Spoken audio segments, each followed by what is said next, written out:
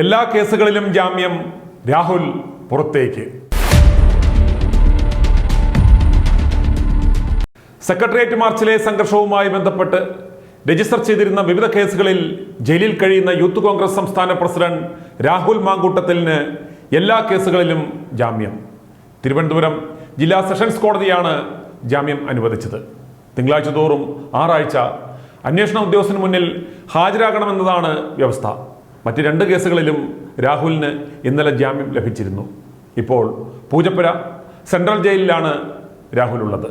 Cantonment police register ചെയ്ത കേസിലും museum police register ചെയ്ത കേസിലും ജാമ്യം ലഭിച്ചതോടെയാണ് അറസ്റ്റിലായി 9ാം ദിവസം രാഹുലിന് പുറത്തിറങ്ങുവാൻ അവസരമൊരുങ്ങിയത്.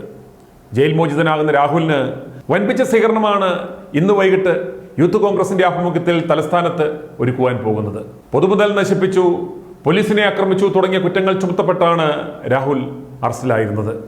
50,000 രൂപയുടെ ബോണ്ട് അല്ലെങ്കിൽ 2 പേരുടെ ആൾജാമ്യം, പൊതുമുതൽ നശിപ്പിച്ചതിന് 1360 രൂപ കെട്ടിവെക്കണം, 6 ആഴ്ചകളിൽ എല്ലാ തിങ്കളാഴ്ചകളിലും അന്വേഷണ ഉദ്യോഗസ്ഥന് മുന്നിൽ ഹാജരാകണം തുടങ്ങിയ വ്യവസ്ഥകളിലാണ് രാഹുലിന് ജാമ്യം അനുവദിച്ചിരിക്കുന്നത്. കന്റോൺമെന്റ് പോലീസ് എടുത്ത 2 കേസുകളിലാണ് ചീഫ് ജുഡീഷ്യൽ മജിസ്ട്രേറ്റ് കോടതി ഇന്നലെ ജാമ്യം അനുവദിച്ചത്. സെക്രട്ടേറിയറ്റ് മാർച്ചിനിടയിലുണ്ടായ സംഘർഷവുമായി ബന്ധപ്പെട്ട് കന്റോൺമെന്റ് പോലീസ് 3ഉം DGP ഓഫീസ് മാർച്ചുമായി ബന്ധപ്പെട്ട് മ്യൂസിയം പോലീസ് 1 കേസുമാണ് നേരത്തെ രാഹുലിന്റെ പേരിൽ എടുത്തിരുന്നത്. ജില്ലാ ജയിലിൽ വെച്ച് കന്റോൺമെന്റ് പോലീസ് 2 കേസുകളിലും മ്യൂസിയം പോലീസ് 1 കേസിലും അറസ്റ്റ് രേഖപ്പെടുത്തിയിരുന്നു. ഡിസംബർ 7 നടന്ന യൂത്ത് കോൺഗ്രസിന്റെ സെക്രട്ടേറിയറ്റ് മാർച്ചുമായി ബന്ധപ്പെട്ട് കഴിഞ്ഞ ചൊവ്വാഴ്ചയായിരുന്നു രാഹുൽ മാങ്കൂട്ടത്തിലിനെ പോലീസ് അറസ്റ്റ് ചെയ്തത്. പുലർച്ചെ അടൂരിലെ വീട്ടിൽ നിന്നാണ് പോലീസ് അറസ്റ്റ് ചെയ്തത്. പോലീസ് അനുമതിയില്ലാതെ ജാഥ നടത്തിയെന്നും പൊതുമുതൽ നശിപ്പിച്ചെന്നുമാണ് രാഹുൽ മാങ്കൂട്ടത്തിനെതിരെയുള്ള കേസുകൾ. സംഘം ചേർന്ന അക്രമം, പൊതുമുതൽ നശിപ്പിക്കൽ, കൃത്യനിർവഹണം തടസ്സപ്പെടുത്തൽ, ഉദ്യോഗസ്ഥരെ ആക്രമിക്കൽ തുടങ്ങിയ ഇന്ത്യൻ ശിക്ഷാ നിയമത്തിലെ വിവിധ വകുപ്പുകളും രാഹുലിനെതിരെ ചുമത്തിയിരുന്നു. മാർച്ചിൽ പോലീസ് ഉദ്യോഗസ്ഥന്റെ കൈയൊടിഞ്ഞതിനും 2 പോലീസ് വാഹനങ്ങൾ തകർത്തതിനും വെവ്വേറെ കേസുകൾ എടുത്തിരുന്നു.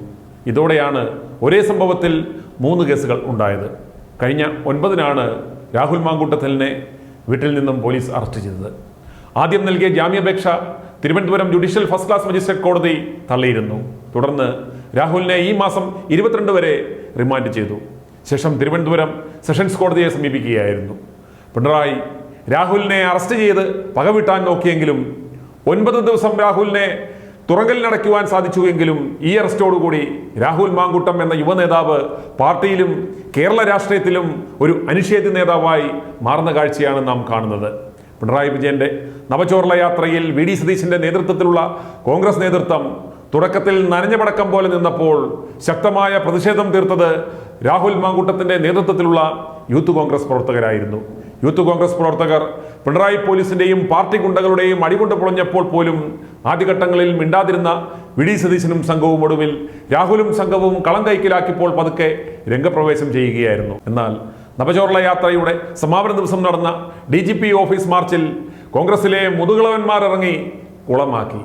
ദേഹത്തിത്തിരി വെള്ളം വീണപ്പോൾ സുധാകരൻ അടക്കമുള്ള കിളവന്മാർ ജീവനും കൊണ്ടിറങ്ങി ഓടി.